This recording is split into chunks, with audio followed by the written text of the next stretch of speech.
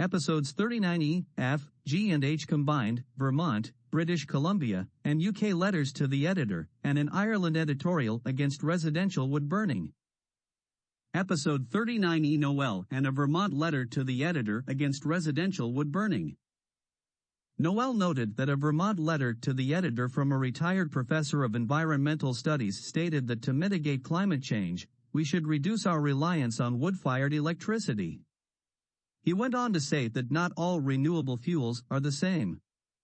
And wood-fired electricity, while called carbon neutral by the EPA, is not in the same category as wind and solar, which are non-depletable carbon-neutral renewables.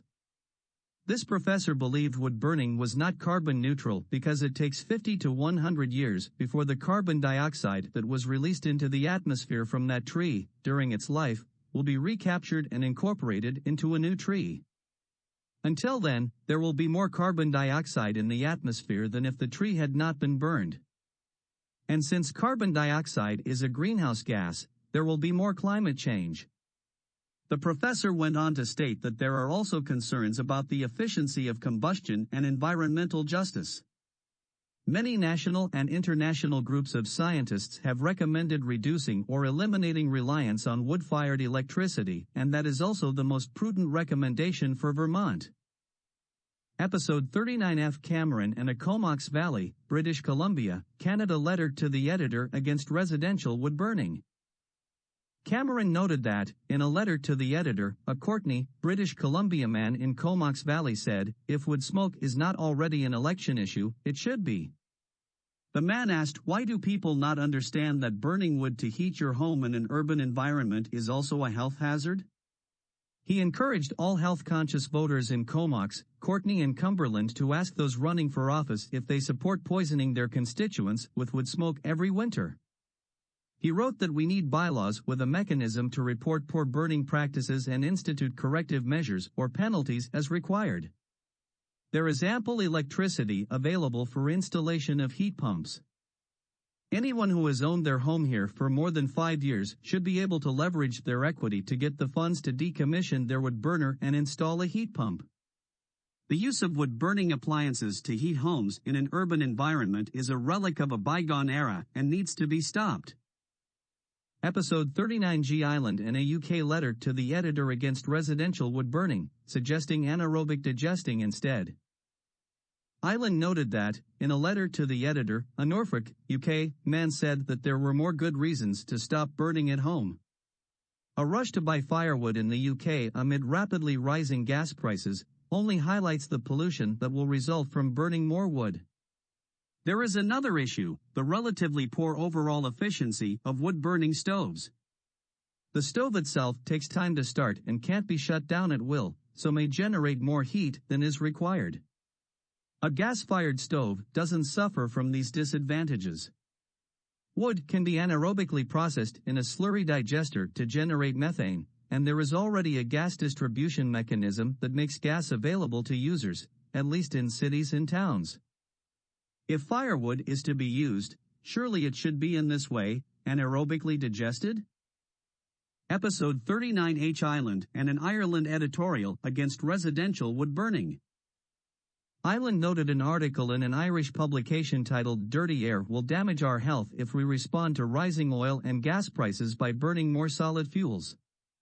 The editorial stated that rising oil and gas prices will understandably tempt many to burn cheaper smoky fuels in winter, despite the health risks. The editorial went on to say this week leading Irish experts warned that air pollution will damage our health nationally if we respond to rising oil and gas prices by burning more solid fuels. Burning solid fuels, especially turf, briquettes and undried wood, emits air pollutants which annually cause more than 7 million premature deaths globally, more than 1,300 in Ireland. These deaths are mainly due to particulate matter such as PM 2.5 which causes asthma attacks, COPD, and lung cancer. Ireland's 1990 ban on selling particularly smoky fuels in urban areas saved many lives. However, the ban needs to be extended to all suburban areas at least, nationwide. For as the EPA report also shows, 6 air pollutants including PM 2.5 do endanger our health currently, according to the more stringent and more medically credible World Health Organization recommendations. Rising oil and gas prices will tempt many to burn cheaper smoky fuels in winter, despite the health risks. This is a wicked problem. It can only be resolved by treating this crisis as an opportunity to move energetically beyond all fossil fuels, towards truly sustainable energy systems, without further delay. Mary noted that the focus of Residents Against Wood Smoke Emission Particulates, ROSEP, is on the health effects to near neighbors of living next to residential wood burning, in those hyper-localized areas where the source of particulate pollution, PM2.5, is concentrated. PM2.5, particulate matter of 2.5 micrometer size, is the perfect size to infiltrate the human lung, causing a cascade of human health problems. Wood smoke consists of 90% PM2.5. Residential PM2.5 monitors can be purchased by neighbors from Purple Air for less than $300, and their locations are put on the online Purple Air map, along with data uploaded every 10 minutes, available to the general public, and of course, to governmental authorities.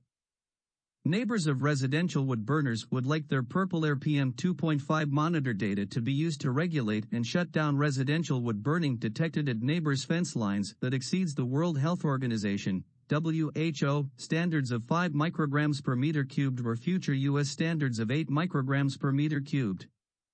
There could even be court-ordered monitoring using a neighbor-owned Purple Air PM2.5 monitor as a breathalyzer, similar to car breathalyzers court-ordered for repeat drunk drivers, to turn off the ignition of a neighboring indoor wood stove when levels of PM2.5 in a near neighbor's yard is exceeded.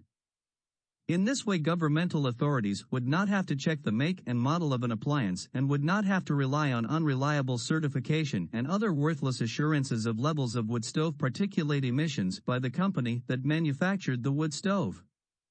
Purple Air monitors also provide data every 10 minutes 24 hours a day, and data can be downloaded from the map by governmental authorities the day after the PM2.5 levels are exceeded, during normal government working hours. Purple Air PM2.5 monitors are so reliable and accurate they are put on U.S. Air Now smoke and fire maps alongside $100,000 Environmental Protection Agency, EPA, monitors, correlated to the EPA monitors with a simple mathematical formula.